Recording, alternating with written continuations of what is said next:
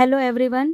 आज हम advocacy, professional ethics and accountancy for lawyers के इम्पोर्टेंट सेक्शंस और इम्पोर्टेंट केसेस के बारे में जानेंगे जो हमें पेपर में करके जाने हैं।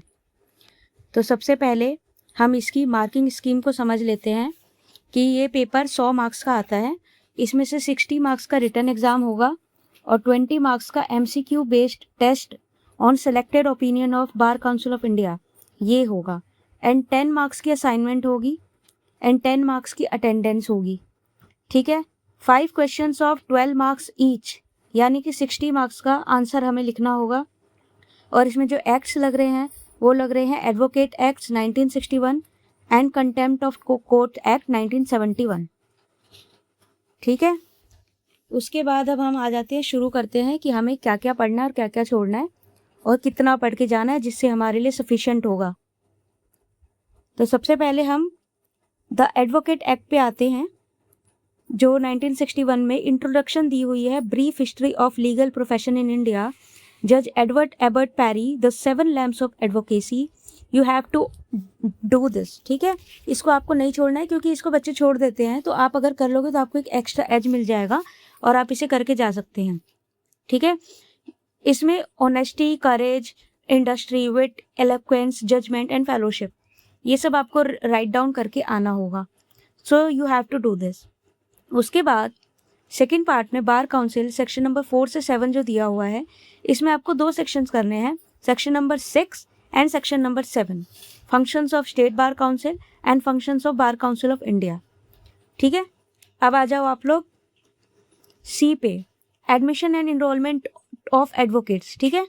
इसके अंदर आपको करना है section number 16 senior and other advocates, section number 22 certificate of enrolment, section number 24 person who may be admitted as advocate on state roll, and section number 24A disqualification for enrolment. ये बहुत बार आ जाता है कि आखिर कैसे इनरोलमेंट से disqualify आप हो जाओगे। और section number 26A power to remove names from roll. ठीक है। तो ये आपको करना है। और इंदिरा जयसिंह का जो मोस्ट इंपॉर्टेंट केसेस है वो आपको करके ही जाने हैं, you don't have to leave. ठीक है। इंदिरा जयसिंह हर बार ही पेपर में आ जाता है तो आपको इसको करके जाना होगा। इसके अंदर Indira Jaising versus supreme court of India में जो सेक्शन लग रहा है, सेक्शन नंबर 16 एडवोकेट एक्ट लग रहा है। आप सबसे पहले अपनी बेयर एक्ट ओपन रखेंगे और उसके साथ अब मैं आपको केसेस बता रही हूँ, केसेस के साथ उनके अंदर जो सेक्शंस पुटअप होंगे वो भी साथ के साथ बता रही हूँ। तो आपको वही सेक्शन उनमें यूज़ करके आने हैं और वही सेक्शन पढ़ने हैं और केस पढ़ना है, इनफ। इससे ऊपर कुछ नहीं करना होता। ठीक है। तो सेक्शन नंबर 16 एडवोकेट एक्ट पे टिक मार्क करेंगे। ठीक है। उसके बाद अब आ जाइए राइट टू प्रैक्टिस जो डी है, इसमें आपको सेक्शन करना है 29 एंड सेक्शन नंबर 30। ठीक है। Section number 29 and section number 30 and 33 enough. ठीक है। उसमें आपको क्या करना है, bar council of India versus AK Balaji के केस में सेक्शन नंबर 29 एंड 33 का यूज़ किया गया है। ठीक है। तो ये आपको करना है। उसके बाद आ जाइए आप, ये जो सी है ये नहीं करना। ठीक है। सी में तो डिसिप्लिनरी प्रोसीडिंग है, इसकी आपको पनिशमेंट वगैरह देखनी है। इसमें कोई केस, तो रीडिंग मटेरियल का कोई केस नहीं देखना। इसमें आपको क्या करना है, सेक्शन नंबर 35, 36, 37 एंड 38 ये चारों के चारों रटे होने चाहिए, बिना रटे मत जाना। Punishment of advocate for misconduct ये आपको पूरा आना चाहिए। आपको पूरा का पूरा ये आपको जो बार काउंसिल ऑफ इंडिया के 20 मार्क्स क्वेश्चन आते उसमें भी आ जाएगा और साथ ही साथ ये आपको एक्स्ट्रा एज दे देगा पनिशमेंट फॉर मिसकंडक्ट के लिए। ठीक है। उसके बाद आप आ जाइए कंटेम्प्ट ऑफ कोर्ट्स एक्ट 1971 पे। ठीक है। इसमें जो आपका केस है वो है, पहले केस से पहले आप टिक मार्क कर रहे हैं बेयर एक्ट में या जो भी आपके पास हो, या आप कहीं पे लिख लीजिए कंटेम्प्ट ऑफ कोर्ट एक्ट में section number 2A, 2B, 2C ये तीनों ही करने हैं। ठीक है। और कंटेम्प्ट ऑफ कोर्ट एक्ट का रिलेशन जो है ना वो सेक्शन नंबर क्या बोलते हैं, article 215 constitution of India and article 219 इनसे कनेक्टेड होता है। ठीक है। तो आपको लिख लीजिए आर्टिकल 219 एंड आर्टिकल 215 आपको ये लिखने हैं पेपर में। ठीक है। कॉन्स्टिट्यूशन ऑफ इंडिया के जब कंटेम्प्ट ऑफ कोर्ट का क्वेश्चन आएगा, सबसे पहले आप जूरिस्प्रूडेंशियल एसेंस भी बताएंगे, कॉन्स्टिट्यूशन से कैसे रिलेट करता है और कैसे हम कोर्ट की कंटेम्प्ट कर देते हैं, और इसके लिए हमारा कॉन्स्टिट्यूशन में क्या कहा गया है। इसलिए आपको ये आर्टिकल्स लिखने मेंशन करने पड़ेंगे, ठीक है, जिससे आपको बहुत अच्छा आंसर आपका शो करेगा और नंबर भी आपको बहुत अच्छे मिल जाएंगे। क्योंकि आप लोगों को पता है 60 मार्क्स आपके हाथ में है, बाकी मार्क्स तो मतलब आपके हाथ में नहीं है। हो सकता है कि जो 20 मार्क्स का बार काउंसिल ऑफ इंडिया के रूल्स में MCQ वगैरह में आते हैं, हो सकता है उसमें आप फंस भी जाएं, क्योंकि वहाँ पे मोस्टली प्रोबेबिलिटी नहीं है कि आपको हर केस आता हो वहाँ पे सॉल्व करना। तो इसलिए आपको इसमें 60 मार्क्स के लिए तो काम करना पड़ेगा। बाकी 10 मार्क्स भी आपका है, अटेंडेंस भी आप ही की है। अटेंडेंस कंप्लीट कर लो, अभी लास्ट के डेज हैं, टीचर से मिलके बात करो, अपने अटेंडेंस कंप्लीट करो। कम से कम 10 में से 8 या 9 तो लेके ही चलना, ठीक है। और असाइनमेंट भी अच्छा सा बना के दो ताकि 10 नंबर उसमें भी आराम से मिल जाए।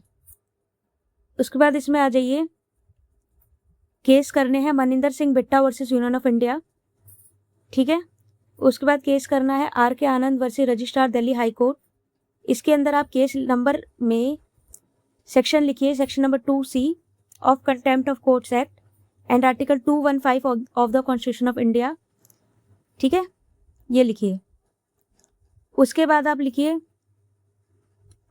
इन रे अरुंधति रॉय, इसमें आप section number 2C of the contempt of Court act लिखेंगे। इसके बाद आप आ जाइए इन रे ऑनरेबल जस्टिस CS कर्नन, इसको मत छोड़ के जाना। ये कंटेम्प्ट ऑफ कोर्ट एक्ट का बहुत इंपॉर्टेंट केस है, इसमें जस्टिस के ऊपर ही उनको ही निकाल दिया गया था कंटेम्प्ट ऑफ कोर्ट के चक्कर में, तो इसी रिगार्डिंग ये केस है, इसको मत छोड़ के जाना, ठीक है। उसके बाद आप आ जाओ डिफेंसेस। डिफेंसेस में आपको करना है सेक्शन नंबर 5, ठीक है, ये करके जाना, सेक्शन नंबर 5 इंपॉर्टेंट है। और इसमें आपको ये पता होना चाहिए कि डिफेंसेस हमें कहाँ कहाँ मिलते हैं। जब अगर हम इनोसेंट हैं, हमने फेयर डीलिंग करी है, फेयर जुडिशियल प्रोसीडिंग में हमने कुछ ऐसा बोला था, मतलब just like it is connected to the defamation type, लेकिन डेफमेशन में भी डिफेंसेस हमें मिलते हैं, ठीक है। तो हमें उन डिफेंसेस को ध्यान में रखते हुए इसको लिखना होता है। और फ्रीडम ऑफ स्पीच तो आपको पता ही है, आर्टिकल 19 में हमें दिया गया है, इसके बारे में भी आप मेंशन करेंगे। मतलब आपको कॉन्स्टिट्यूशन का भी मेंशन करना है, BNS के लास्ट सेक्शन 356 का भी मेंशन कर दीजिएगा, ठीक है। ये सब आपको मेंशन करना पड़ेगा, तो आपका आंसर इसमें क्लियर हो जाएगा, बढ़िया हो जाएगा, ठीक है। उसके बाद है perspective publication versus state of Maharashtra. ये वाला जो केस आप देख रहे हैं, इसमें आप section number 5 contempt of Court act लिख के आएंगे, और ये इंपॉर्टेंट भी है। और भूरामल स्वामी वर्सेस रघुवीर सिंह, इसमें आप section number 5 and 19 contempt act का लिख के आना, ठीक है। और बाकी आपको टाइम मिलता है तो आप केसेस कर सकते हैं, लेकिन ये केसेस आर मोस्ट इंपॉर्टेंट कि अगर हमें कोई क्वेश्चन करना है तो सबसे पहले हम उसका जूरिस्प्रूडेंशियल एसेंस लिखेंगे कि आखिर हम कैसे उसे कॉन्स्टिट्यूशन से कनेक्ट कर रहे हैं, कैसे हम उसे BNS से कनेक्ट कर रहे हैं, हमारा क्या पर्पस है। उसके बाद उनमें सेक्शंस मेंशन करेंगे कि कौन कौन से सेक्शन हम लगा रहे हैं। फिर जो जो केस से रिलेटेड फैक्ट होंगे वो केस डलेगा, और उसके बाद एक और केस आप साइट कर देंगे साइड में, एंड उसके बाद कंक्लूजन लिखेंगे। इसमें आपको मार्क्स इजीली मिल जाएंगे, कोई दिक्कत नहीं आएगी। अगर 12 नंबर का सवाल आ रहा है तो 12 में से 10 मिलना कोई मुश्किल की बात नहीं होती फिर। उसके बाद आप आ जाइए, मोस्ट इंपॉर्टेंट यूनिट है पनिशमेंट फॉर कंटेम्प्ट, ठीक है। इसमें आपको Supreme Court Bar Association versus Union of India ये वाला करना है, और छोड़ के नहीं जाना। Supreme Court Bar Association versus Union of India, you don't have to leave this. And इसमें section number 12 Contempt of Court Act लगेगा, लिख लीजिए, सारे के सारे सेक्शन साथ में लिख लेना, एक कॉपी लो, पेन लो, लिखते जाना है। उसके बाद आप आ जाइए प्रोसीजर। प्रोसीजर में आप करेंगे सेक्शन नंबर 15, ठीक है, कंटेम्प्ट ऑफ कोर्ट एक्ट के लिए आप इसमें लिखेंगे Bal Thackeray versus Harish Pimpa and other. ये केस मोस्ट इंपॉर्टेंट है, इसको मत छोड़ना। जैसे मैंने अभी आपको मोस्ट इंपॉर्टेंट केसेस में क्या क्या बता दिया है, supreme Court Bar Association, Bal Thackeray versus Harish Pimpa and RK Anand versus registrar, ये, और Bar council of India versus AK Balaji, इनको भूल से ही मत छोड़ना। और perspective publication versus state of Maharashtra, इनको तो करके ही जाना है, ये तो आ ही जाते हैं। उसके बाद अब आ जाओ पार्ट B में, ठीक है। अब इसमें देखो प्रोफेशनल एथिक्स है, इसमें आपको क्या करना है, C रविचंद्रन अय्यर का जो केस आप देख रहे हो 21 नंबर पे वर्सेस AM भट्टाचार्य जी, वो करना है। PD गुप्ता वर्सेस राम मूर्ति, मोस्ट इंपॉर्टेंट केस, ये भी करके जाना है, मत छोड़ना। RD सक्सेना वर्सेस बलराम प्रसाद शर्मा, ये most important case of this act है, इसको मत छोड़ के जाना।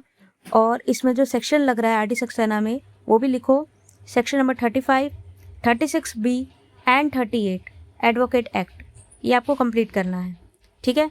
उसके बाद आ जाओ चौथा, एक्स कैप्टन हरीश उपल वर्सेस यूनियन ऑफ इंडिया, इसमें आपको आर्टिकल लिखना है 19 कॉन्स्टिट्यूशन ऑफ इंडिया, ठीक है, ये करके जाना है। उसके बाद महिपाल सिंह राणा में आ जाओ versus union state of UP, थोड़ा सा देख के चले जाना, इतना इंपॉर्टेंट नहीं है बट कर लेना, क्योंकि ये क्वेश्चन में एज लिखने के लिए, एक्स्ट्रा लिखने के लिए वो है ये। Rules relating to advocate right of law teaching most important है, इसको मत छोड़ना। Anish Ahmad versus university of Delhi, इस केस में आपको सेक्शन लगाने हैं 24, 24A, 28 ऑफ एडवोकेट्स एक्ट। इसमें advocates right to take up law teaching rules के बारे में बताया गया था। 1979 का ये एक्ट भी है, ये आपके बैरक में ही मिल जाएगा। इसमें आपको सेक्शन नंबर 3 लिखना है, ठीक है, ये हो गया। उसके बाद अब आ जाओ, ये जो आपका इंपॉर्टेंट है ना MCQ, ये पार्ट B में standard of professional conduct and etiquette, तो ये भी आपको करके जाने हैं। इसके बारे में मैं नेक्स्ट वीडियो बनाऊंगी, मतलब इनको एक्सप्लेन करते हुए, और इसके साथ मैं आपको मोस्ट इंपॉर्टेंट सेक्शंस भी लिखवा दूंगी। पहले आप ये केसेस के ऊपर सारी कमांड कर लीजिए, ठीक है। Thank you for watching. Like and subscribe the channel and stay tuned for next video.